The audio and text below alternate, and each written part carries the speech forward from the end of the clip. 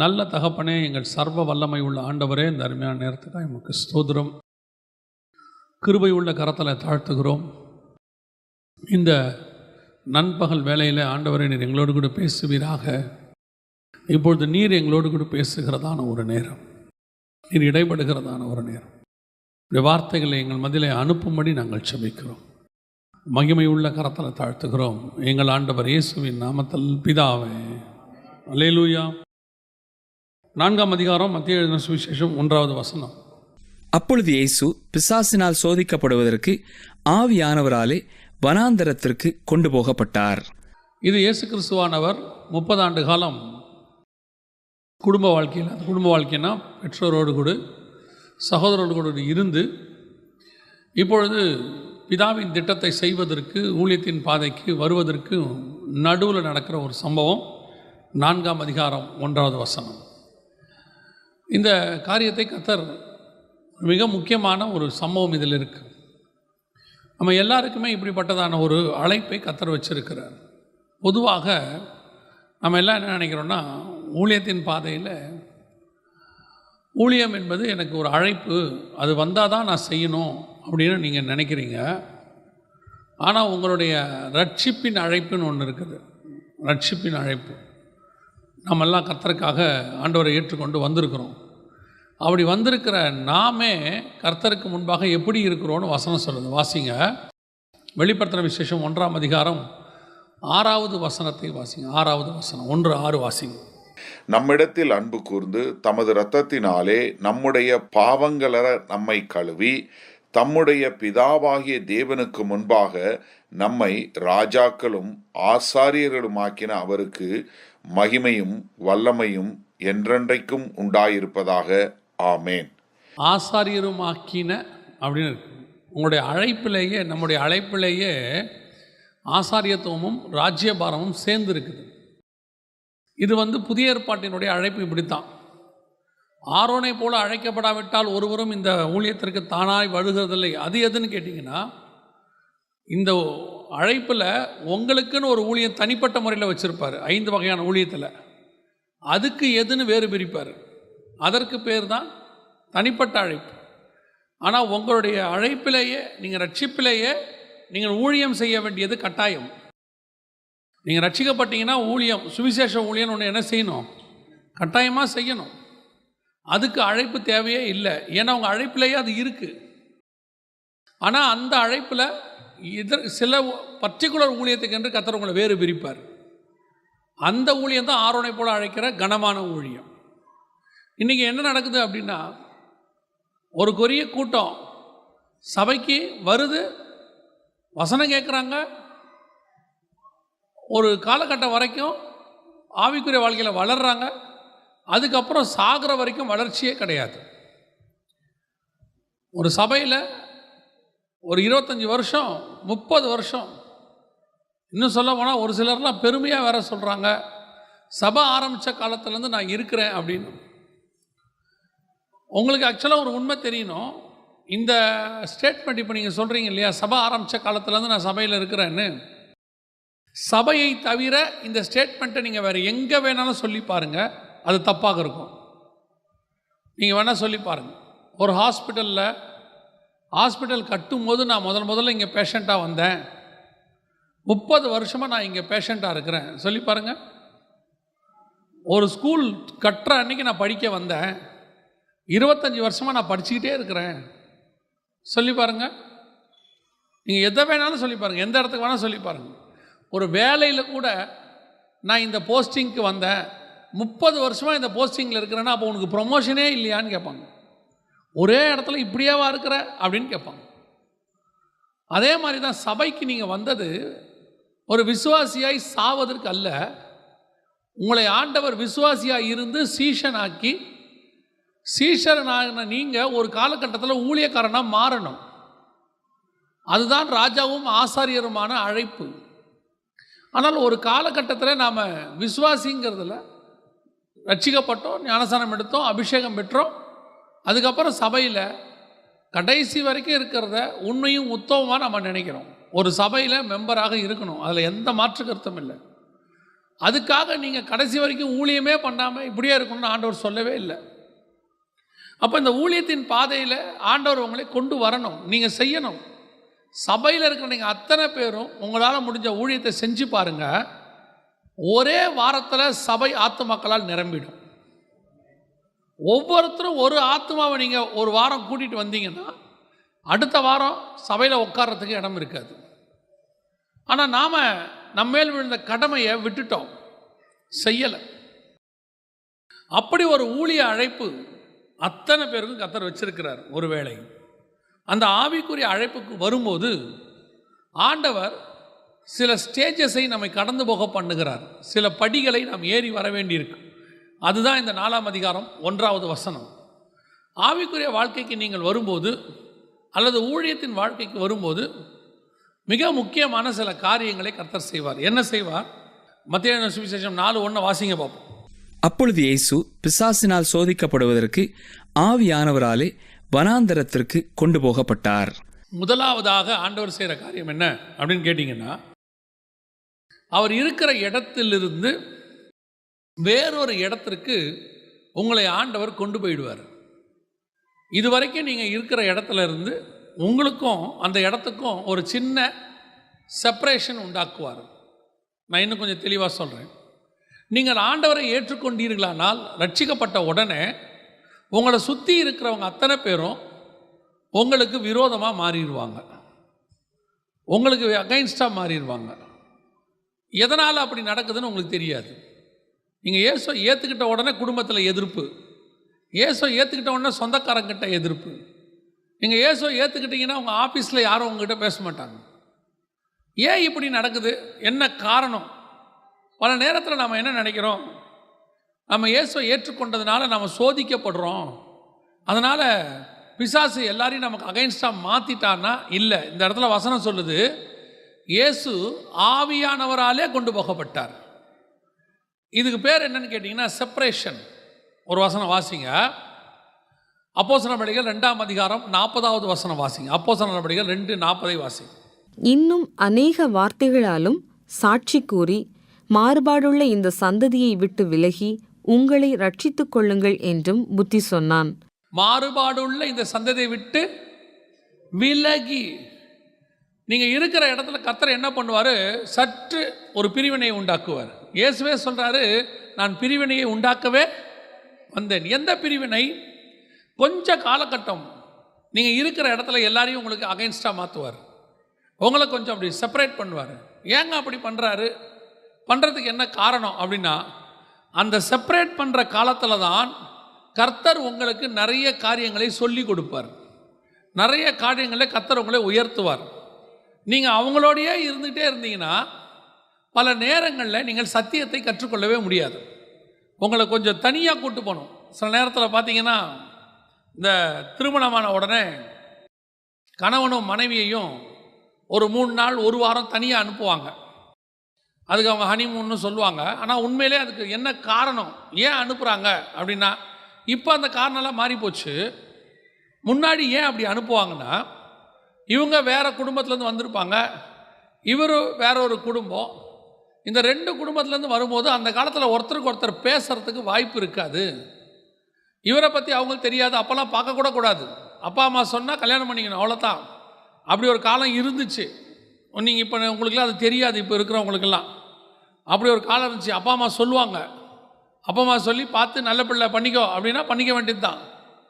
அப்படி வரும்போது 2 பேருக்கும் வீட்டுக்குள்ளே இருந்தாங்கன்னா சொந்தக்காரங்க எல்லாம் இருப்பாங்க, பேசுகிறதுக்கு வாய்ப்பு இருக்காது, ஒருத்தர் தெரிஞ்சுக்க முடியாதுன்னு என்ன பண்ணுவாங்க, 2 பேரையும் பிரித்து ஒரு 3 நாள் 4 நாள் வெளியே அனுப்பி விடுவாங்க, போயிட்டு வாங்கன்னு சொல்லி. எதுக்காக? அங்கே போகும்போது தனிமாக இருக்கும்போது ஒருத்தர் பேசுறதுக்கு வேறு ஆளே இருக்காது, இவங்க 2 பேர் தான் இருப்பாங்க. பேசும்போது ஒருத்தர் புரிஞ்சு கொள்ள முடியும். திரும்பி வரும்போது ஒருத்தரை நன்றாய் புரிந்து கொள்வார்கள். அதனுடைய விளைவாக அந்த குடும்பம் கடைசி வரைக்கும் அவங்க 2 பேருக்குள்ள பிரிவினையே இருக்காது. அந்த புரிஞ்சு கொள்கிற காலம்தான் இந்த தனியாக போகிற காலம். அதே மாதிரி தான் இயேசுவானவர் ரட்சிக்கப்பட்ட உடனே உங்கள் குடும்பத்தில் ஒரு எதிர்ப்பு, சுற்றி இருக்கிறவங்ககிட்ட ஒரு எதிர்ப்பு, உங்களை கொஞ்சம் ஊரை விட்டு ஒதுக்குவாங்க. இதெல்லாம் செய்யும் போது நீங்கள் அதை உபத்திரவமாக வேதனையாக நினைக்கிறீங்க. நினச்சி ஐயோ என்னை இப்படி பண்ணிட்டாங்க, என்னை குடும்பத்தை விட்டு ஒதுக்கிட்டாங்க, யாரும் பேசுறதில்ல. அதை கர்த்தரே செய்யறது, பிசாசு செய்யறது கிடையாது. ஏன்? நீங்கள் யாரும் இல்லாமல் தனியாக இருக்கும்போது தான் மணவாளன் உங்களை அழைத்து கொண்டு போய் நிறைய ஆவிக்குரிய காரியங்களே உங்களை ஸ்ட்ராங் ஆக்குவார். இதுக்கு பேர் தான் சந்ததியை விட்டு விலகி.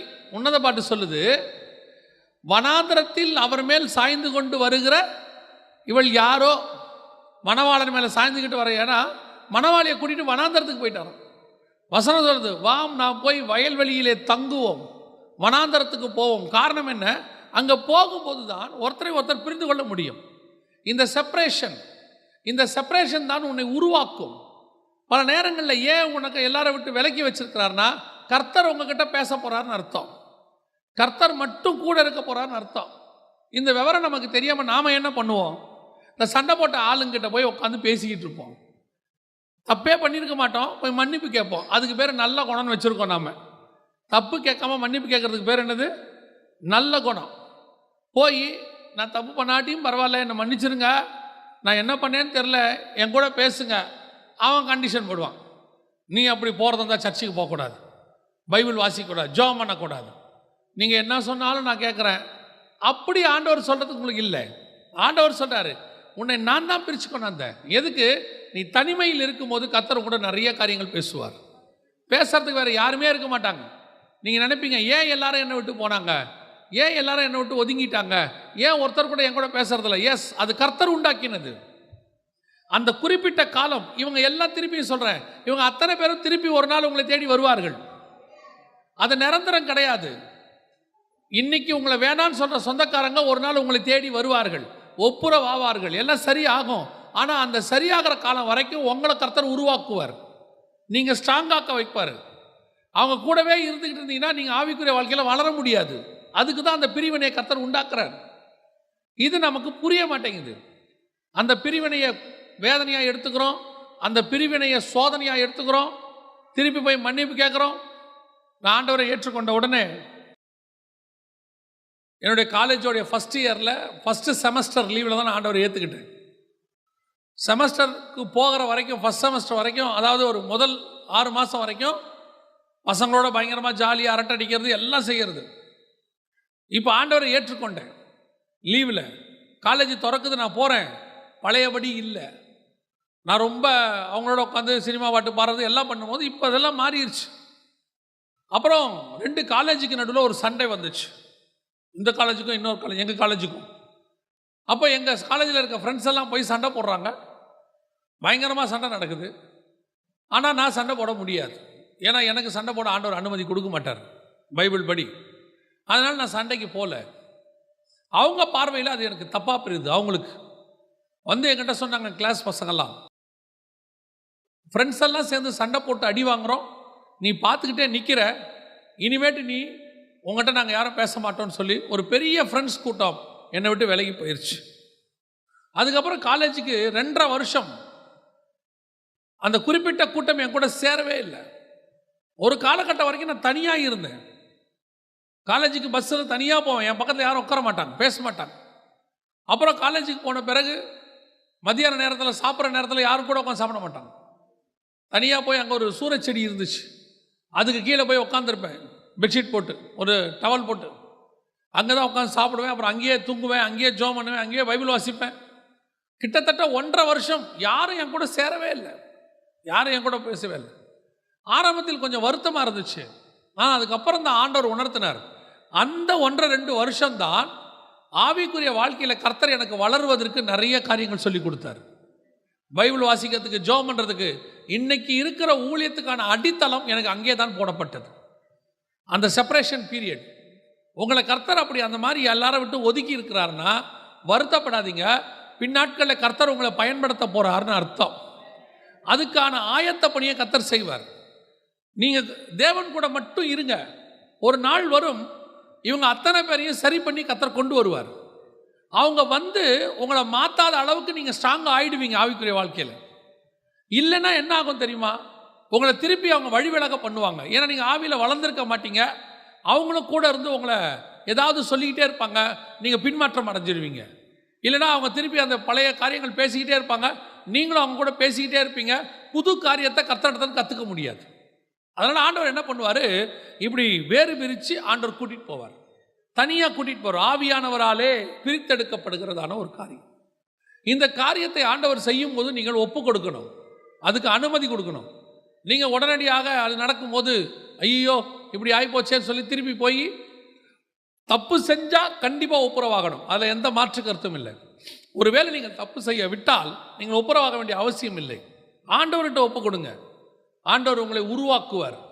ஒரு முறை ஒரு காரியத்தை ஆண்டவர் சொல்லி கொடுத்தார். ஒரு உதாரணத்தை, இந்த ராக்கெட் ஒன்று மேலே போகும்போது பார்த்தீங்கன்னா உங்களுக்கு டிவிலெலாம் காட்டுவாங்க, பல டன்னு வெயிட் இருக்கிற ராக்கெட் இருக்கும், மேலே போகும். ஆனால் ஒரு குறிப்பிட்ட டிஸ்டன்ஸ் மேலே போன உடனே அந்த ராக்கெட்டில் பாதி காரியங்கள் பிரிஞ்சு விழுந்துடும், பிரிஞ்சு கடலில் போய் விழுந்துடும், மீதி தான் மேலே போகும். இன்னும் கொஞ்சம் தூரம் போனவுடனே அடுத்த பாதி பிரிஞ்சு விழுந்துட்டு அடுத்த மீதி போகும். கடைசியாக மேலே எது போய் நிற்கும் தெரியுமா? ஒரு கூடை அளவு உள்ளது மட்டும் போய் நிற்கும். அது ஜஸ்ட் ஒரு கூடை, சேட்டிலைட்டுன்னு சொல்லுவாங்க, அந்த கூடை அளவு மட்டும் தான் போய் நிற்கும். இப்போ கீழே இருந்து தான் எல்லாம் வந்துச்சு. இப்போ ஒரு பிரிவினை ஏற்படும் போது அந்த மேலே போகிற சேட்டிலைட்டு இல்லை, நம்ம கீழே இருந்து ஒன்று மண்ணா வந்தோம், நாம் எல்லாரும் ஒன்றா மேலே போவோம்னா போக முடியாது. கீழே இருந்து ஒரு டிஸ்டன்ஸ் வரைக்கும் இதான் தூக்கிட்டு வரும். ஆனால் அதுக்கு மேலே அது கூட இருந்தால் அது உங்களை மேலே போக விடாமல் கீழே இழுக்கும். அதுக்கப்புறம் அது விழுந்தாதான் இது மேலே போகும். அதே மாதிரி உங்கள் ஆவிக்குரிய வாழ்க்கையிலையும் நீங்கள் ஆரம்பத்தில் உங்கள் கூட இருந்தவங்க இப்போ இருக்க மாட்டாங்க, ஒரு சிலரை தவிர. கர்த்தர் கொஞ்சம் பேரை என்ன செய்வார், ரிமூவ் பண்ணிக்கிட்டே இருப்பார். அப்போ தான் நீங்கள் அடுத்த ஆவிக்குரிய லெவலுக்கு போக முடியும். அடுத்த லெவலுக்கு போகும்போது அங்கே கொஞ்சம் பேரை கர்த்தர் வச்சுருப்பார், அவங்க உங்கள் ஆவிக்குரிய வாழ்க்கைக்கு பிரயோஜனமாக இருப்பாங்க. அங்கிருந்து கொஞ்சம் பேரை ஆண்டவர் ரிமூவ் பண்ணுவார். அடுத்து போய் கடைசியாக எப்படி இருக்கும் தெரியுமா? நீங்கள் கடைசியாக போய் முடிக்கும் போது நீங்களும் ஆண்டவரை மட்டும் இருப்பீங்க. அந்த இடத்துக்கு கர்த்தர் கொண்டு போவார். இன்னைக்கு நாம் அந்த அடுத்து மேலே போகும்போது இந்த பார்ட்ஸை கழட்டுற மாதிரி கர்த்தர் ஒரு சிலரை கழட்டுவார். உங்கள் குடும்பத்திலேருந்து கொஞ்சம் பேரை கழட்டுவார், உங்கள் சொந்தக்காரங்களை கொஞ்சம் பேரை உங்களை விட்டு விலக்குவார். நீங்கள் அதுக்கு ஒத்துக்கணும். அது பெரும்பாலும் இந்த சகோதரிமார்கள்ட்ட அந்த பிரச்சனை உண்டு. ஆண்டவர் உங்கள் குடும்பத்தில் ஒரு சிலரை விளக்கும் போது நீங்கள் ஒத்துக்க மாட்டீங்க. ஆனால் பின்னாடி உங்கள் குடும்பத்தில் பிரச்சனைக்கு அவங்க தான் காரணமாக இருப்பாங்க, அவங்க தான் தொல்லைக்கு காரணமாக இருப்பாங்க. ஒரு நாள் ஆண்டவர் சொல்வார், நான் இதுக்கு தான் உன்னை அன்றைக்கே அவங்கள அனுப்ப சொன்னேன். அவங்களே சொல்லுவாங்க, அன்றைக்கே ஆண்டவர் அனுப்ப சொன்னார், நான் தான் வேணான்னு சொன்னேன். இது எல்லாத்துக்கும் பொருந்தும். சிலரை கர்த்தர் எடுக்கும் போது விட்டு விடுவது நல்லது. எசேக்கியா ராஜா போகும்போது போயிட்டானா தான் அவனுக்கு நல்லது. அழுது 15 வருஷம் வாங்கிட்டீங்கன்னு வச்சுக்கோங்க, மனாசே பிறந்துருவான். மனாசே பிறந்தான்னு வச்சுக்கோங்க, அவனை மாதிரி மோசமான ராஜா ஒருத்தன் உலகத்திலே கிடையாது. பலருடைய வாழ்க்கையில் சிலரை கர்த்தர் விளக்குவார். விளக்கும் போது என்ன செஞ்சிடணும், ஒன்று தெரிஞ்சுக்கோங்க, நம்ம கூட யாரை சேர்க்கணும் யாரை விளக்கணும்னு கர்த்தருக்கு நல்லா தெரியும். முதலாவது ஆண்டவர் வேறு பிரிப்பார், செப்பரேஷன் லைஃப். அந்த செப்பரேஷன் லைஃபுக்கு உங்களை என்ன செய்யணும், நீங்கள் அனுமதி கொடுக்கணும். அது ஆவிக்குரிய வாழ்க்கையில் ஒரு பார்ட். எல்லாருமே அப்படி ஒரு செப்பரேஷனை கர்த்தர் ஏற்படுத்துவார் கொஞ்ச நாளைக்கு. இப்போ பாருங்கள், மோசையை போய் 40 வருஷம் ஆடு மேய்க்க விட்டுட்டார், 3 வருஷம் பவுலை வெளியே கூட்டிகிட்டு போயிட்டார். எல்லாருக்குமே அந்த ஒரு செப்பரேஷன் இருக்கும். இப்போ இயேசுநாதருக்கு இங்கே இருக்குது 40 நாள் ஒரு செப்பரேஷன் இருக்குது, எல்லாருக்கும் இருக்கும். அது 40 நாள் உருவாக்குற காலம், அதுதான் கர்த்தர் உங்களை உருவாக்குற காலம். அதுக்கு அனுமதி கொடுங்க. 2வது வாசிங்க, அதே 4ஆம் அதிகாரம் 1ஆம் வசனம் வாசிங்க. அப்பொழுது இயேசு பிசாசினால் சோதிக்கப்படுவதற்கு ஆவியானவராலே வனாந்தரத்திற்கு கொண்டு போகப்பட்டார். கொண்டு போகிற ஆண்டவர் எங்கே கொண்டு போவார் தெரியுமா? தனியாக கூட்டு போகிறார்ல பேசுறதுக்கு, உருவாக்குறதுக்கு. எங்கே போய் வச்சு உருவாக்குவார் தெரியுமா? வசனம் சொல்லுது, ஆவியானவராலே வனாந்தரத்திற்கு கொண்டு போகப்பட்டார். இது அடுத்த கதை. வனாந்தரம் பொதுவாக நம்மளை கூட்டிகிட்டு போகிற இடம் நல்ல இடமா தான் இருக்கும் இல்லை? கணவனும் மனைவியும் போகிறாங்கன்னு சொல்கிறோமே, பொதுவாக நம்ம ஊருக்காரங்கெல்லாம் நம்ம வசதிக்கு ஏற்ற மாதிரி மனைவியை கூட்டிகிட்டு ஊட்டிக்கு போவான், கொடைக்கானலுக்கு போவான். கொஞ்சம் காசு இருக்கிறவனாக இருந்தால் அந்த பக்கம் நார்த் இந்தியா போவான் இல்லையா? யாராவது மனைவியை கூட்டிகிட்டு ராஜஸ்தான் பாலைவனத்துக்கு போவானா? யாராவது போவாங்களா? போக மாட்டோம். ஆனால் வசனம் சொல்லுது, உருவாக்குறதுக்கு கர்த்தர் கூட்டிகிட்டு போகிற இடம் என்ன இடமா? வனாந்தரம். ஆனால் நமக்கு இந்த வனாந்தரங்கிறத ஒரு நெகட்டிவாக நம்ம மைண்டில் ஏற்றிட்டாங்க. என்னத்துக்குறாங்கன்னு தெரியல. சத்தியத்தை அறிகிற காலம் வரைக்கும் நாங்களும் ஐயோ வனாந்தரம் வனாந்தரம் அப்படின்னு நினச்சிட்டே இருக்கோம். இந்த பைபிளை நீங்கள் எடுத்துக்கோங்க. வனாந்தரத்திற்கு போகாத யாராவது இருக்கிறாங்களான்னு பாருங்க. பரிசுத்தவான்கள்ல வனாந்தரத்துக்கு போகாத ஆள் யாராவது இருக்கிறாங்களான்னு பாருங்க. ஆபிரகாம் வனாந்தரத்துக்கு போயிருக்கிறார், ஈசாக்கு போயிருக்கிறார், யாக்கோபு போயிருக்கிறார், இஸ்ரவேல் ஜனங்கள் போயிருக்கிறார்கள், தானியேல் கொண்டு போகப்பட்டிருக்கிறார்.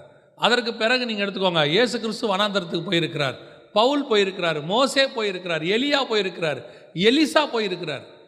வனாந்தரத்துக்கு போகாதவங்க யாருன்னு பாருங்க. வனாந்தரம்னா என்ன? முதல்ல நீங்கள் யாராவது வனாந்தரம் பார்த்துருக்கீங்களா? சவுதியில் ஒரு இடத்துலேருந்து இன்னொரு இடத்துக்கு நீங்கள் போகணுன்னா நடு முழுக்க வனாந்தரமாக தான் இருக்கும். ஒரு ஊர்லேருந்து இன்னொரு ஊர் ஒரு 100 கிலோமீட்டர் 200 கிலோமீட்டர் 300 கிலோமீட்டர் தள்ளி இருக்கும். கோபார்லேருந்து ரியாதுன்னு ஒரு இடம் சொல்லுவாங்க. வழிநடுக வனாந்தரம் தான். 2 பக்கமும் மணல் தான். நடுவில் ஒரே ஒரு ரோடு போட்டிருப்பான். இப்போ தான் இவங்கெல்லாம் ரோடு போட்டாங்க. அந்த காலத்தில் ஆபிரகாம் காலத்தில் என்ன கிடையாது, ரோடெல்லாம் கிடையாது. இப்போ என்ன பண்ணுவாங்கன்னா ஒரு 100 கிலோமீட்டருக்கு ஒரு தடவை ஒரு பெட்ரோல் பங்க்கு, கொஞ்சம் தண்ணி எல்லாம் வச்சுருக்கிறாங்க. அந்த காலத்தில் எதுவுமே கிடையாது. வனாந்தரம்னா என்ன? எல்லா பக்கமும் வெறும் மண் கிடக்கும். மருந்துக்கு கூட ஆள் இருக்காது. வெயில் காலையில் அடித்து நவுத்தோம். எதுவுமே இல்லாத இடம். அதை நம்ம எப்படி எடுத்துக்கிறோம்னா உபத்திரவத்துக்காக எடுத்துக்கிறோம். உண்மைதான். ஆனால் உபத்திரவம் என்பது ஆவிக்குரிய வாழ்க்கையில் ஒரு பார்ட். உங்கள் ஆவிக்குரிய வளர்ச்சிக்கு உபத்திரவம் என்பது ஒரு பகுதி. உபத்திரவம் இல்லாமல் உங்கள் ஆவிக்குரிய வாழ்க்கை முழுமை பெறவே பெறாது. உபத்திரவப்பட்டு வருவது நல்லதுன்னு பைபிள் சொல்லுது. நான் உபத்திரவப்பட்டது நல்லது. ஏங்க அப்படி சொல்றீங்க அப்படின்னா, இந்த உபத்திரவம் தான் உங்களுக்கு விசுவாசத்தை சொல்லிக் கொடுக்கும். இந்த உபத்திரவம் தான் உனக்கு பிரமாணத்தை கற்றுக் கொடுக்கும். கொஞ்சம் பிரச்சனையை உன் வாழ்க்கையில் சந்திச்சினா தான் பின்னாட்களில் அந்த பிரச்சனைக்கு நடுவில் வாழ்வது எப்படின்னு உங்களுக்கு தெரியும். பல நேரத்தில் நீங்கள் கேட்டிருப்பீங்க, டாக்டர் சொல்லுவாங்க ஒரு 6 மாதத்துக்கு ஒரு தடவையோ இல்லை 1 வருஷத்துக்கு ஒரு தடவையோ ஒரு சின்ன ஜுரம் வருவது நல்லதும்பாங்க, ஒரு சளி பிடிக்கிறது நல்லது. எதுக்காகன்னு கேட்டிங்கன்னா, அப்போ தான் உங்கள் உடம்புல இருக்கிற இம்யூனிட்டி பவர்லாம் வேலை செய்யும், எதிர்ப்பு சக்திலாம். இல்லைன்னா அது வேலை செய்யாமல் அப்படியே கிடக்கும், புதுப்பிக்கப்படாது. சில நேரத்தில் சில கஷ்டங்கள் நல்லது உருவாக்கும். அந்த வனாந்தரத்தில் நீங்கள் போகும்போது தான் இன்னொன்று, ரெண்டாவது, அந்த வனாந்தரத்தில் நீங்கள் போகும்போது தான் கர்த்தருடைய கரத்தை நீங்கள் பார்க்க முடியும். கர்த்தர் எவ்வளவு நல்லவர், எவ்வளவு பராக்கிரம் நிறைந்தவர்னு பார்க்க முடியும். பாருங்கள், இஸ்ரவேல் ஜனங்கள் எகிப்திலிருந்து கானானுக்கு போகிறதுக்கு முன்னாடி 40 வருஷம் வனாந்தரத்தில் இருந்தாங்க. அந்த வனாந்தரத்தில் தான் அவங்க மன்னாவை பார்த்தாங்க, வனாந்தரத்தில் காடையை பார்த்தாங்க, வனாந்தரத்தில் தான் மேகஸ்தம்பம், அக்னி ஸ்தம்பம், கண்மலையிலிருந்து தண்ணீர், அப்புறம் அதுக்கு தூதர்களுடையதான பாதுகாப்பு எல்லாத்தையும் பார்த்தாங்க. அந்த வனாந்தரம் என்பது உங்களுக்கு நடக்கிற பாதை கஷ்டமாக இருக்கும், ஆனால் அதுக்கு நடுவில் கர்த்தருடைய கரம் இருக்கிறதை காட்டும். எல்லாருடைய வாழ்க்கையிலையும் ஊழியத்தின் பாதையில் ஆவிக்குரிய வாழ்க்கையில் ஒரு சின்ன உபத்திரவத்தை தாண்டி தான் வந்திருப்பாங்க. யாரை வேணாலும் கேளுங்க. உபத்திரவம் இல்லாமல் உயர்வு கிடையவே கிடையாது. இன்னைக்கு கடைசி காலத்தில் என்ன போதனை வந்துருச்சுன்னா, உனக்கு கஷ்டமே கிடையாது, வேதனையே கிடையாது, போராட்டம் கிடையாது, வெறும் ஆசீர்வாதம் இல்லைன்னு சொல்லலை. அந்த ஆசீர்வாதத்துக்கு முன்னாடி கர்த்தர் உனக்கு ஒரு சோதனை வைப்பார். அதை நீ கடந்து வரும்போது உனக்கு ஆசீர்வாதம் பல மடங்கு வரும். பல நேரத்தில் நீ ஆசீர்வாதம் இது இல்லாமல் வரும்போது, இப்போ உதாரணமாக கோவிட் காலத்தில் எக்ஸாம் வச்சாங்க பார்த்தீங்களா? கோவிடில் எக்ஸாமே கிடையாது, எல்லாரும் பாஸ். எல்லாரும் பாஸுங்கிறது சரியா தப்பா? எல்லாரும் பாஸுங்கிறது சரியா தப்பா?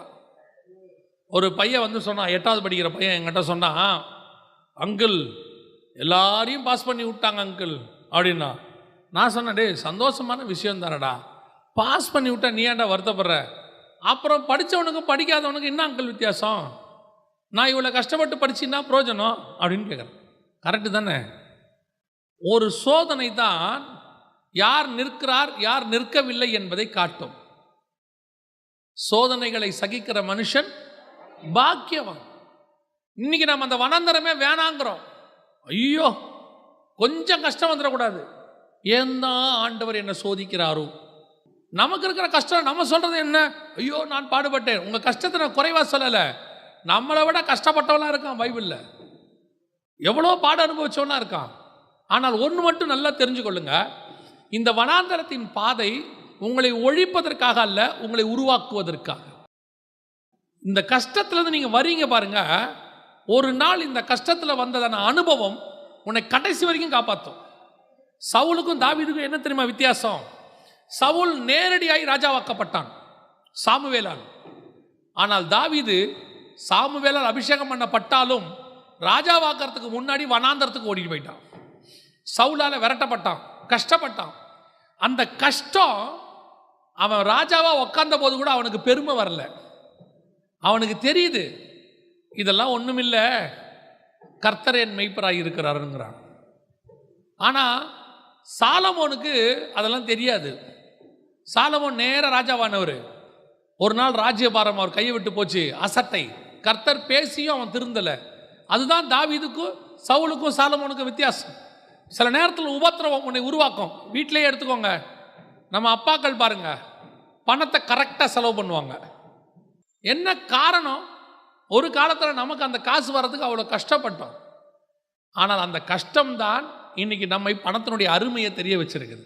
இந்த மிஷினரிகளுக்கு அனுப்புகிறோமே, அனுப்பும்போது உங்களுக்கு பெருமை வரக்கூடாதுன்னா நீங்கள் எங்கே போனோம்? ஒரு தடவை பணித்தளத்துக்கு போகணும். ஏன் தெரியுமா? அந்த பணித்தளத்தினுடைய அனுபவம் கடைசி வரைக்கும் உங்களுக்கு பெருமையை கொண்டு வராது. அவங்க எவ்வளோ கஷ்டப்பட்டு பண்ணுறாங்கன்றதை பார்த்துட்டிங்கன்னா ஊழியத்தினுடைய மேன்மை உங்களுக்கு தெரிஞ்சிடும். நான்லாம் முதல்ல ஆரம்பத்தில் ஒரு 3-4 வருஷம் பணித்தளங்களில் இருந்திருக்கிறேன். அந்த பணித்தளத்துக்கு வருஷத்துக்கு 3 தடவை 4 தடவை, ஏன்னா அங்கே தான் கூப்பிடுவாங்க, நமக்கு வேறு வேலை இல்லை. அவங்க படுற கஷ்டம். ஒரு தடவை ஒரு பையன், ஒரு மிஷனரி பையன் சாப்பிட்டதை நான் பார்த்தேன். இன்னை வரைக்கும் என் பையனுக்கு அதை சொல்லி கொடுத்துக்கிட்டே இருப்பேன். சாப்பிட்டுக்கிட்டே இருக்கான். ஒன்றும் இல்லை, வெறும் ரசம், ஒரு சாம்பார் மாதிரி ஒரு சாப்பாடு, ஒரு ஊறுகாய், வேறு ஒன்றுமே இல்லை. அவ்வளோ இன்ட்ரெஸ்டாக சாப்பிட்டுக்கிட்டே இருக்கான். திடீர்னு லைட்லேருந்து ஒரு பூச்சி வந்து விழுந்துருச்சு. நம்மளா இருந்தால் என்ன பண்ணுவோம்? அவன் என்ன பண்ணான் தெரியுமா? ஒரு கையில் அந்த பூச்சி அள்ளி ஓரமாக வச்சுட்டு திருப்பி அவன் சாப்பிட்டுக்கிட்டே இருந்தான். அவன் யோசிக்கவே இல்லை, ஐயோ பூச்சி விழுந்து. அவன்ல டக்குன்னு எடுத்து அவன் ஓரமாக வச்சா, அடுத்து சாப்பிட்டுக்கிட்டே இருந்தான். நான் கேட்டேன், தம்பி பூச்சி விழுந்துச்சுனா? அண்ணா அது டெய்லி விழுனேன் அப்படின்னா. நம்ம பசங்க சாப்பாடை வச்சுட்டு டெய்லி சாம்பார் தானா, வேற வைக்கவே மாட்டீங்களா? கூட்டிட்டு போய் பனித்தளத்தில் 2 நாள் விட்டுருணும். 3ஆவது நாள் அவனே கேட்பான், சாம்பார் போதும், இந்த சாம்பாரை நீங்கள் நல்லபடியாக கொடுத்தாலே போதும். பல நேரத்தில் நமக்கு அந்த உபத்திரவம் தான் சொல்லிக் கொடுக்கும், பணத்துடைய அருமையை சொல்லிக் கொடுக்கும், அவங்க ஊழியத்தினுடைய மேன்மையை சொல்லிக் கொடுக்கும். வனாந்தரம் விரும்ப வேண்டாம், வந்தா வேணான்னு சொல்லாதீங்க. கர்த்தர் உங்களை அப்படி நடத்துறாருன்னா உருவாக்க போறாருன்னு அர்த்தம். தன்னுடைய கரத்தின் கிரியை காட்ட போறாருன்னு அர்த்தம். கடைசியாய் வனாந்தரம் இன்னொன்று செய்யும் தெரியுமா உங்களுக்கு? வனாந்தரம் ஒரு நாளும் தேவ பிள்ளைகளை கொள்ளாது. வனாந்தரத்தில் வாழ்ந்தவன் தான் இருக்கிறானே ஒழிய தேவ பிள்ளைகள் செத்ததா இருக்கவே இருக்காது. எவன் மீறி போனானோ அவன் தான் செத்தான். வனாந்தரத்தில் நடத்தி கொண்டு வந்த எந்த தேவ பிள்ளையும் கர்த்தர் சாகடிக்கவே மாட்டார். அவைகளுக்கு நடுவில் ஒரு நாள் ஆண்டவர் சொன்னார், ஒரு உபத்திரவத்துக்கு நடுவில் போயிட்டு இருக்கும் போது ஆண்டவர் சொன்னார், வனாந்தரம் உன்னை கொள்ளாது, தைரியமா இருன்னு சொல்லிட்டு ஒரு உதாரணம் சொன்னார். வனாந்தரத்துக்கு இஸ்மவேல் போகிறான். ஆகார் இஸ்மவேலை தூக்கிட்டு போகிறாங்க. பெயர் சபா வனாந்தரத்துக்கு போயிட்டான். போன பிறகு தண்ணி இல்லாமல் கிடக்கான். சாகர நிலைமை வந்துருச்சு. வசனம் சொல்லுது, பிள்ளையின் அழுகுரலை கேட்டார். அதை சொல்லிட்டு ஆண்டவர் உணர்த்தினாரு, இந்த இஸ்மவேலை ஒரு துஷ்ட மனுஷன். வசனம் அப்படிதான் சொல்லுது, இஸ்மவேல் ஒரு துஷ்டன். ஒரு துஷ்ட மனுஷனுடைய சத்தத்தையே வனாந்தரத்தில் நான் கேட்பேன்னு அவனை காப்பாற்றுவேன்னா, இயேசுவின் ரத்தத்தால் கழுவப்பட்ட நீதிமான எப்படி நான் வனாந்தரத்தில் சாவடிப்பேன்னு கர்த்தர் கேட்டார். உன்னை ஒரு நாளும் கர்த்தர் வனாந்தரத்தில் சாகடிக்க மாட்டார். போயிட்டு வருவோம், ஒரு சோதனைக்கு நேராக வருவோம். எந்த ஊழியக்காரங்களை கேட்டு பாருங்க, ஒரு சோதனை வந்திருக்கும். ஆரம்பத்தில் ஒரு இடத்துல ஊழியத்தை ஆரம்பிக்கும் போது சாப்பாட்டுக்கே கஷ்டம் இருக்கும், செருப்பு தேய நடக்க வேண்டியிருக்கும், ரீவைண்ட் பண்ணணும். 1990க்கு போனோம், 70க்கு போனோம், 80க்கு போனோம். அன்றைக்கி ஏற்றுக்கொண்ட காலத்தில் பட்ட கஷ்டத்தை பார்க்கணும். அதெல்லாம் பார்த்துட்டு தான் பரலோகம் இப்போ ஆசீர்வச்சு கையில் கொடுத்துருக்கு. சும்மா எடுத்த உடனே பரலோகம் எடுத்து எல்லாத்தையும் கையில் கொடுத்துறாது யாருக்கும். நான் எப்பவும் சொல்லுவேன், ராமேஸ்வரத்தில் ஒரு ஊழியக்காரர் இப்போ இருக்கிறார். அவர் தூத்துக்குடி பக்கத்தில் ராமேஸ்வரனில் வேம்பாரில் அவருடைய சாட்சி ஒன்று சொன்னார், கேட்டேன். அந்த இடத்துக்கு வரும்போது கிட்டத்தட்ட 1960களில் வந்திருக்கிறாரு. அவரும் மனைவியும் பாஸ்டமாவும் அந்த கடற்கரை ஓரத்தில் இருக்கிற மீனவர்களுக்கு தான் சுவிசேஷம் சொல்கிறதுக்கு ஆண்டவர் கொண்டு போயிருக்கிறார். அந்த மணலில் நடந்து போகும்போது அவங்கக்கிட்ட ஒரு ஜோடு செருப்பு தான் இருக்குமா, பாஸ்டர்கிட்ட மட்டும்தான் இருக்கும், பாஸ்டம்மாவுக்கு இருக்காது. அப்போ என்ன பண்ணுவாங்களாம், கொஞ்சம் தூரம் பாஸ்டர் மணல் நடந்துட்டு செருப்பை கழட்டி விடுவாராம். பாஸ்டம்மா கொஞ்சம் நேரம் அந்த செருப்பு மேலேயே நிற்பாங்களாம்.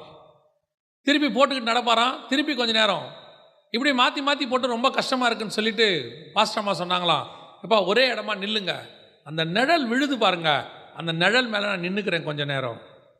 இப்படியெல்லாம் கஷ்டப்பட்டு ஊழியம் பண்ணி வந்தவங்க தான் இன்றைக்கி சபை கட்டி நல்லா இருக்கிறாங்க. இன்றைக்கி பார்க்குறவன் சொல்லுவான், ஓ அவர் பெரிய சர்ச்சு, அவருக்கு என்ன, ஏன் இவ்வளோ பெரிய சர்ச்சு? அந்த விதை போட்டிருக்கிறாங்க, அவ்வளோ விதை. அந்த வனாந்தரம் அவர்களை உருவாக்குச்சு. ஒரு இடத்துல பாஸ்டம்மாவை கூட்டிகிட்டு போகிறாரு, சாப்பாடு இல்லை. அந்த கிராமத்துக்கு போனால் ஊழியம் முடித்த உடனே சாப்பாடு போட்டுருவாங்க. சொல்லியிருக்கிறாரு, வாமா நம்ம ஊழியத்துக்கு போயிடுவோம், அங்கே வரும்போது நல்லா சாப்பிட்டுட்டு வந்துடலாம் அப்படின்னு சொல்லிட்டு கிராமத்துக்கு போகிறாங்க. கிராமத்தில் ஒரு டெத்து. அன்றைக்கி யார் வீட்லேயும் சாப்பாடு கிடையாது. போன உடனே, பாஸ்டர் இன்றைக்கி கூட்டம் நடத்த முடியாது, அதனால் அடுத்த வாரம் வச்சுக்கலாம், சாப்பாடும் செய்யலை. பசியோட பாஸ்டர்மா கையை பிடிச்சிட்டு நடந்து வந்தாராம் திருப்பி. அப்படியெல்லாம் நடந்து வந்தவங்க தான் இன்றைக்கி ஊழியத்தில் நல்லா இருக்கிறாங்க. இப்பவும் சொல்கிறேன், வனாந்தரம் ஒரு நாளும் உங்களையும் என்னையும் கொல்லாது. வனாந்தரம் உருவாக்கும், வனாந்தரம் சொல்லி கொடுக்கும். அவைகளுக்கு நடுவில் வந்த ஊழியக்காரனுடைய அனுபவம், அதான் வசனம் சொல்லும், பிழிந்த ஒளிவ எண்ணெயை விளக்கில் ஊத்தும்பார் ஆண்டவர். ஒளிவ பழம் என்பது ஊழியக்காரன், பிழிந்த எண்ணெய் என்பது அவனுடைய அனுபவம்.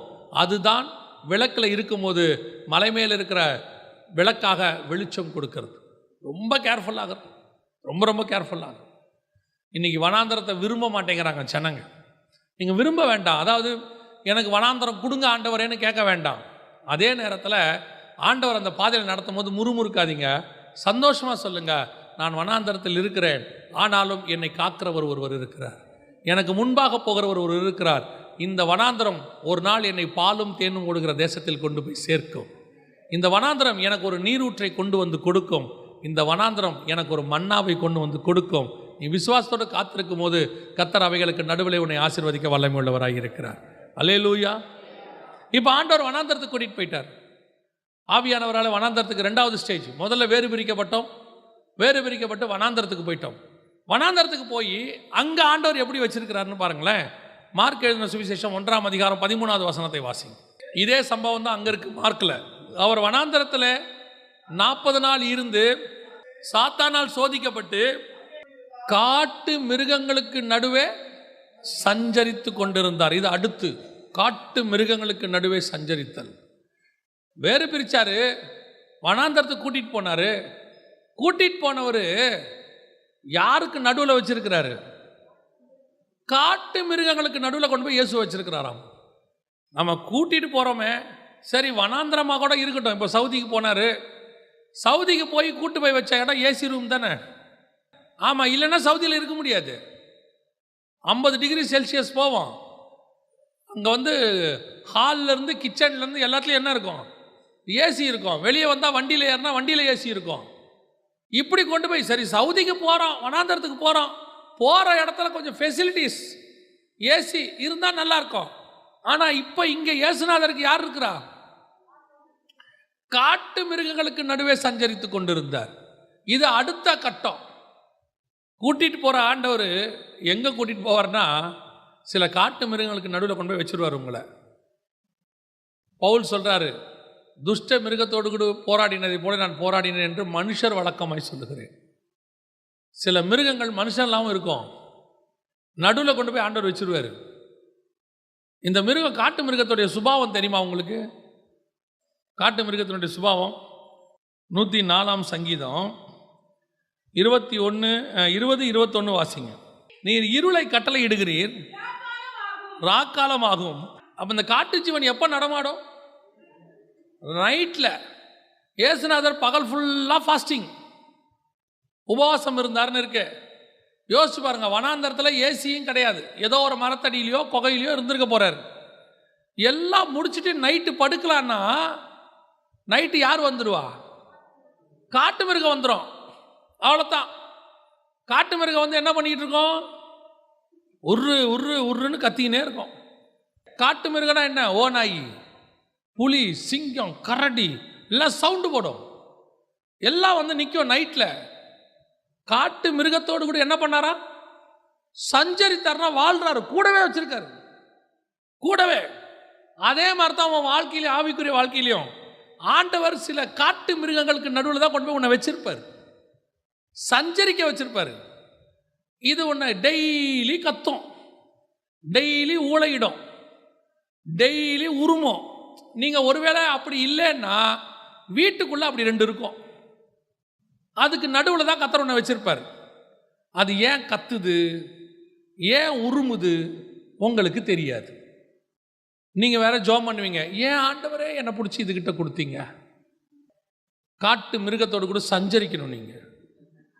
ஆனால் ஒரே ஒரு ஸ்பெஷாலிட்டி, நீங்கள் பைபிள் ஃபுல்லாக பாருங்கள், எல்லா காட்டு மிருகமும் உருமும் எல்லாம் செய்யும், ஆனால் ஒருத்தனையும் கடிக்காது. பார்த்துருக்கீங்களா? எதையும் கடிக்காது. அதே மாதிரி தான் நம்ம வீட்லேயும் கொடுத்துருக்கிறார். அதுக்கு எல்லாம் செய்யும், கர்த்தருடைய கிருபையில் அது கடிக்காமல் இருக்குது இன்ன வரைக்கும். எதுக்கு சொல்கிறேன்னா, சில நேரத்தில் சில காட்டு மிருகத்தை ஆண்டவர் என்ன செஞ்சிருவார்? கூட கொடுத்துருவார். சகோதரிமார்களுக்கும் அப்படித்தான். நீங்கள் வீட்டுக்கு சர்ச்சுக்கு உபவாச ஜபத்துக்கு வந்துடுவீங்க, இல்லைன்னா ஆராதனைக்கு வந்துடுவீங்க. வந்த பிறகு நீங்கள் ஒரு முடிவு எடுத்திருப்பீங்க, இனிமேட்டு நான் கோவப்படக்கூடாது ஆண்டவரே, இனிமேட்டு நான் என்ன செய்யக்கூடாது? திட்டக்கூடாது, யாரையும் செய்யக்கூடாது, மோசேக்கு தங்கச்சியாவோ அண்ணனாவோ நான் சாந்த குணத்தில் மாறணும் அப்படின்னு நீங்கள் ஒரு தீர்மானம் எடுத்திருப்பீங்க. எடுத்துகிட்டு ப்ரேயர் முடிச்சுட்டு வீட்டுக்கு போனீங்கன்னா உங்கள் வீட்டு வாசலில் மாமியார் என்கிற நான் காட்டு மிருகம் நிற்கும், கன்ஃபார்மாக நிற்கும். அன்னைக்கு தான் நிற்கும். அது போன உடனே கேட்கும், எங்கே போயிட்டு வரேன்? சர்ச்சுக்கு போயிட்டு வரேன். போனவ சாப்பாடு செஞ்சுட்டு போக வேண்டாம், நீங்கள் சோத்திரம் ஆண்டவர் என்ன வாய் திறக்கக்கூடாதுப்பா, பேசலாம் இல்லை இதை ஒரு 10 நிமிஷத்தில் செஞ்சிடுறேன். அந்த காட்டு மிருகம் சும்மா இருக்காது. என்ன 10 நிமிஷத்தில் செஞ்சிடுற? அப்போ அது வரைக்கும் நான் பட்னியாக இருக்கணுமா? இப்படி ஊர் சுற்றிட்டு வருவே அப்படின்னா உங்களுக்கு சோத்திரம் ஆண்டவரே, பிசாசு என்ன பேச வைக்குதுப்பா, சோத்திரம். ஒரு 2 நிமிஷம் தான் நமக்கு தாங்கும் பாருங்க. அதுக்கப்புறம் நம்ம போடுற சவுண்ட் இருக்குல்ல, அதுக்கப்புறம் அந்த மாமியார் அடுத்த வார்த்தை சொல்லும், எனக்கு எதுக்குமா வம்பு, நீ உன் வேலையை பாரு, நான் என் வேலையை பாரு. அப்புறம் ஏன் அந்த அம்மா பேசிச்சு? நீங்கள் என்ன சொல்வீங்க? பிசாசம். ஆண்டவர் அனுப்புனார். உங்களை சோதிக்கிறதுக்கு ஆண்டவர் அனுப்பின ஆள் அது. நீங்கள் எவ்வளோ நேரம் தான் அமைதியாக இருக்கிறீங்கன்னு பார்க்குறதுக்கு. அந்த மாமியார் பேசி முடிக்கிற வரைக்கும் நீங்கள் அமைதியாக இருந்துட்டீங்கன்னா நீங்கள் சக்ஸஸ் ஆகிட்டீங்கன்னு அர்த்தம். சில நேரத்தில் காட்டு மிருகத்தை கத்தர் அனுமதிப்பார். அது உருமும், கத்தும், எல்லா வேலையும் செய்யும். இப்போ பாருங்கள், சிங்கக்கெபியில் தானியேல் இருக்கிறார். சிங்கம் இருக்குது. அந்த சிங்கம் நல்ல சிங்கமா கெட்ட சிங்கமா? சிங்கத்தில் என்ன நல்ல சிங்கம் கெட்ட சிங்கம் கேட்குறீங்களா? இருக்கு. எவனை விழுங்கலாமோ என்று சுற்றி திரிகிற சிங்கம் பிசாசு, அது கெட்ட சிங்கம். யூத ராஜ சிங்கம் நல்ல சிங்கம். சரி, இப்போ சொல்லுங்க, தானியேலுக்கு போட்ட சிங்க கெபியில் இருக்கிற சிங்கம் நல்ல சிங்கமா கெட்ட சிங்கமா? நல்ல சிங்கமா? சரி, நல்ல சிங்கமா தான் ஏன் வாயை கட்ட போறான்? ஒரு தூதன் இறங்கி என்ன பண்ணா? வாயை கட்டினான். அதுவே இஸ்ரவேலில் ஒரு சிங்கம் இருந்துச்சு, நியாயாதிபதிகளில் ஒரு தீர்க்கதரிசியை அடிச்சிச்சு. அது கழுதையும் சாப்பிடல, தீர்க்கதரிசியும் சாப்பிடல, ஆனால் பக்கத்தில் நின்றுக்கிட்டு இருந்துச்சு. அது என்ன சிங்கம்? அது நல்ல சிங்கம். சாப்பாடு வச்சாலும் சாப்பிடாது, அது பாட்டு நிற்கிது. ஆனால் இங்கே இந்த சிங்கம் அந்த சிங்கம் இல்லை. இது என்ன சிங்கம்? கெட்ட சிங்கம். அவன் வாயை கட்டிட்டான். இப்போ வாயை கட்டின பிறகு சிங்கம் எவ்வளோ டென்ஷனாக இருக்கும்? நீ திறந்து விட்டுருந்தா கூட 2 கடியில வேலையை முடிச்சிருக்கும். நைட்டு ஃபுல்லாக இப்போ தானியேல் அது எப்படி பார்த்துட்டு உட்காந்துருக்கோம்? யோசிச்சு பாருங்க. வாயும் கட்டிட்ட, நல்ல சாப்பாடு, பசி வேற, சாப்பிட முடியல, எவ்வளோ டென்ஷனாக இருக்கும். சரி, வந்த தூதன் சிங்கம் வாயை பிடிச்சி கட்டிக்கிட்டு இருக்கானே, அதுக்கு பதிலாக தானியேலை தூக்கி வெளியே விட்டு போயிருக்கலாமா இல்லையா? நியாயமா இல்லை? சரி, வா தானியேல் வெளியே உட்காந்துக்கோ, காலைல ராஜா வருவார், வந்தா தூதன் கொண்டாந்தான்னு சொல்லிடு, சொல்லாமா இல்லையா? வந்தவன் தானியேலை உள்ள விட்டான், சிங்கத்தையும் கட்டிட்டான். 2 பேரும் நைட்டு பேசிக்கிட்டு இருக்குன்னு அவன் போயிட்டான். யோசிச்சு பாருங்க, சிங்கம் இப்போ எப்படி உரிமை இருக்கும்? இந்த சூழ்நிலைகளை, சோதனைகளை நீங்கள் தாண்டி வரும்போது ஒரு ஆசீர்வாதம் வரும். அதை மாத்திரம் சொல்லிட்டு நான் முடிக்கிறேன். சோதனையோடு முடிக்கக்கூடாது. ஒரு ஆசீர்வாதம் வரும். என்ன வாசிங்க? மத்தேயு எழுதின சுவிசேஷம் 4ஆம் அதிகாரம் 11வது வசனம் வாசி முடியும். அப்பொழுது பிசாசானவன் அவரை விட்டு விலகிப் போனான். உடனே தேவதூதர்கள் வந்து அவருக்கு பணிவிடை செய்தார்கள். அவ்வளோதான். இந்த சூழ்நிலைகளை நீங்கள் கிராஸ் பண்ணிட்டீங்கன்னா பரலோகம் உங்களுக்கு பணிவிடை செய்கிற தூதர்களை அனுப்பி கீழே வச்சிடும். அல்லேலூயா. பல நேரத்தில் இந்த சோதனைகளை ஏன் கர்த்தர் அனுமதிக்கிறாரு, ஏன் பரலோகம் அனுமதி கொடுக்குதுன்னா அதுக்கு பின்னாடி வரக்கூடிய ஆசீர்வாதத்துக்காக. ஆண்டவர் ஆசீர்வாதத்தை வச்சுட்டு தான் இந்த அனுமதியே கொடுப்பாரு. இவனை ஏன் வனாந்தரத்தில் நடந்து போக சொன்னார் ஆபிரகாம்னா, நீ போ, உன் பேரை நான் பெருமைப்படுத்துவேன், நீ கால் மிதிக்கும் தேசத்தை நான் உனக்கு தருவேன். இதெல்லாம் வச்சுட்டு தான் கர்த்தர் கூப்பிட்டாரு. இங்கே அனுமதிக்கப்படுற சோதனைகள், போராட்டங்கள், காட்டு மிருகங்களுக்கு நடுவே சஞ்சரிக்கிறது, வேதனை, சில நேரத்தில் அவங்க பேசுகிறதெல்லாம் அவங்க இருதயத்தை உடைக்கும். சில சொந்தக்காரங்கள்லாம் பேசுறது, ஏன் என்னை இப்படி பேசுகிறாங்க, ஏன் என்னை இப்படி சொல்கிறாங்க, நான் எந்த தப்பும் செய்யலையே, நான் அவங்களுக்கு விரோதமாக செய்யலையே. கர்த்தர் சில ஆட்களை அனுமதி கொடுக்குறார். சிலர் வந்து பேசுவான், உன் ஊழியத்துக்கு விரோதமாக, உன் குடும்பத்துக்கு விரோதமாக, உன் பிள்ளைகளுக்கு விரோதமாக பேசுவான். உன்னால் திருப்பி பேச முடியாது, உண்மை. ஆனால் இதெல்லாம் எங்கே போய் முடியும் தெரியுமா? உங்களுக்கு வச்சிருக்கிற ஆசீர்வாதத்தை ஒரு நாள் கர்த்தர் கொண்டு வந்து உங்கள் கையில் ஒப்படைப்பார். பரலோகம் உங்களுக்கு ஒரு ஆசீர்வாதம் வச்சிருக்கு. இதையெல்லாம் ஒரு காலத்தில் சகிச்சதுனால தான் இன்னைக்கு இவ்வளோ பெரிய சபைக்கு ஒரு போதகராக ஆண்டவர் உட்கார வச்சிருக்கிறார். இதெல்லாம் சகிச்சு முடிச்சாதான் ஒரு பெரிய ஊழியத்தை கர்த்தர் உன் கையில் கொண்டு வந்து கொடுப்பார், ஒரு பெரிய ஆசீர்வாதத்தை கொடுப்பார். இதெல்லாம் கடந்து வந்திருக்கணும். வனாந்தரத்துக்கு வரணும், வேறு பிரிக்கப்பட்ட வாழ்க்கைக்குள்ளே வரணும், சில காட்டு மிருகங்களை கிராஸ் பண்ணி வரணும். இதெல்லாம் வந்து போது பரலோகம் தூதர்களை அனுப்பி உன்னை ஆசீர்வதிக்கும். அல்லேலூயா. இந்த ஆசீர்வாதத்தை சுதந்திரிப்பதற்கு இது ஒரு வழி. இந்த வழி உண்மையும் உத்தமமான வழி. இந்த வழியில் நீங்கள் வந்துட்டீங்கன்னா இந்த மினிஸ்ட்ரி முழுக்க சக்ஸஸ். இயேசு கிறிஸ்துவ பார்த்தீங்கன்னா அடுத்த 3.5 வருஷம் சக்ஸஸ்ஃபுல் மினிஸ்ட்ரி. பிதாவின் சித்தத்தை செஞ்சு முடித்து மேலே போயிட்டார். அந்த 3.5 வருஷத்துக்கு இந்த 40 நாள் ஒரு சோதனை காலம். அதே மாதிரி தான் கர்த்தர் நமக்கும் வச்சிருக்கிறார். அல்லேலூயா. நாம் ஜெபிக்க போகிறோம் தேவ சமூகத்தில், ஆண்டவர் நோக்கி பார்க்க போகிறோம். ஏந்திரிப்போமா? நாம் ஒருவேளை நீங்கள் இந்த 3 நிலைகளில் எங்கே வேணாலும் இருக்கலாம். வேறு பிரிக்கப்பட்ட நிலைமையில் இருக்கலாம், அல்லது வனாந்தரத்தில் இப்பொழுது நீங்கள் சஞ்சரித்து கொண்டு இருக்கலாம், அல்லது சில காட்டு மிருகங்களுக்கு நடுவே கர்த்தர் உங்களை வச்சிருக்கலாம், அது சில மனுஷங்களாய் கூட இருக்கலாம். நீ எல்லாத்தையும் விட்டுட்டு உன் கணவன் வீட்டுக்கு வந்திருக்கிற, அப்படி வரும்போது அங்கே சில காட்டு மிருகங்களுக்கு உனக்கு விரோதமாக, அது கணவனாகவோ மாமியாராகவோ யார் வேணாலும் இருக்கலாம், உன் இருதயத்தை உடைக்க பண்ணுவாங்க.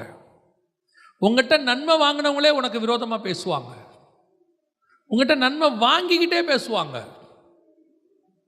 இதையெல்லாம் கேட்குற சூழ்நிலையில் நீ இருக்கிற. ஆனாலும் கர்த்தர் சொல்றார், கவலைப்படாது, ஒரு நாள் இந்த மிருகம் எல்லாம் ஒழிந்து போகும், தேவ தூதர்கள் வந்து உனக்கு பணிவிடை செய்வார்கள், கர்த்தர் உன்னை ஆசீர்வதிப்பார். வனாந்தரத்தில் ஒருவேளை நீ கடந்து போயிட்டு இருக்கிற உபத்திரவம், வேதனை, கஷ்டம், கண்ணீர், போராட்டம், வியாதி எது வேணா இருக்கட்டும், அது உன்னை கொல்லாது. அவைகளுக்கு நடுவே கர்த்தர் ஒரு அற்புதத்தை செய்து உன்னை நடத்த போகிறார். நீ வனாந்தரத்தில் நடக்கும்போது நடக்கிறது நீ அல்ல, உன்னை சுமக்கிற தகப்பன் ஒருவர் இருக்கிறார். தகப்பன் தன் பிள்ளையை சுமந்து கொண்டு வருவது போல வருவர் ஒருத்தர் இருக்கிறார். அவர் உன்னை நடத்தி கொண்டு வருவார்.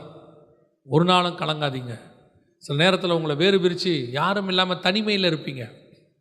யாருமே இல்லையே, நீ தனியாக ஆயிட்டேனே, எதாவது ஷேர் பண்ணுறதுக்கு கூட யாரும் இல்லையே நீ நினைக்கிற. ஏன் அப்பா அம்மா கூட உன்னை விட்டுருப்பாங்க. உன் பரம தகப்பன் உன் கூடவே இருக்கிறார். உன்னை வேறு பிரித்ததுக்கு ஆண்டவர் ஒரு காரணம் வச்சிருக்கிறார். இது கொஞ்ச காலம்தான் இந்த சோதனை. அதற்கு பிறகு ஆண்டவர் நியமித்த ஆசீர்வாதங்கள் உன்னை வந்து சேரும். நீ எந்த சூழ்நிலையில் கடந்து போனாலும் கர்த்தர் உன் பட்சத்தில் இருக்கிறார். உனக்கு எதிராய் நிற்பவன் யார்?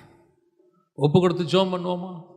நீங்கள் இந்த 3 சூழ்நிலையில் எதில் போயிட்டு இருந்தாலும் கரங்களை ஆண்டவருக்கு நேராக உயர்த்தி, அப்பா இதை கடக்க எனக்கு கிருபை பாராட்டுங்க, பலப்படுத்துங்க, எனக்கு நியமித்த ஆசீர்வாதத்தை சுதந்திரத்துக்குள்ள எனக்கு ஒரு கிருபை தாங்கப்பான்னு சொல்லி ஜெபம் பண்ணுங்க. கர்த்தர் உங்களை ஆசீர்வதிக்க வல்லமை உள்ளவராக இருக்கிறார். ஜெபம் பண்ணுவோமா? சர்வ வல்லமை உள்ள எங்கள் ஆண்டவரே, கரங்களை உயர்த்தி ஜெபித்து கொண்டிருக்கிற ஒவ்வொருத்தருக்காக நாங்கள் ஜெபிக்கிறோம். அப்பா ஆண்டவரே, இந்த சூழ்நிலையில் வேறு பிரிக்கப்பட்ட வாழ்க்கையில் வனாந்தரத்தில் ஒருவேளை ஆண்டவரே காட்டு மிருகங்களுக்கு நடுவே அவர்கள் சஞ்சரித்து கொண்டிருந்தாலும் அது அவர்களை சேதப்படுத்தாதபடி பாதுகாத்துக் கொள்ளுங்கள். உன் பக்கத்தில் 1000 பேரும் உன் வலது பக்கத்தில் 10,000 பேர் விழுந்தாலும் அது உன்னை அணுகாது. ஆண்டவர் எல்லாருடைய வாயை உனக்கு கட்டி போட்டிருக்கிறார். எங்கே உன் தலை தாழ்ந்ததோ அங்கேயே உன் தலையை கர்த்தர் உயர்த்துவார். எங்கே நீ தள்ளப்பட்டாயோ கர்த்தர் அங்கேயே உன்னை உயர்த்தி உட்கார வைப்பார். விழுந்து போன உன் கூடாரத்தை கர்த்தர் திரும்பி எழுப்பி கட்ட பண்ணுவார். நீ இழந்தவைகளை நீ திருப்பிக் கொள்வாய். உன் தேவனாகிய கர்த்தர் உனக்கு முன்பாக போகிறவர்.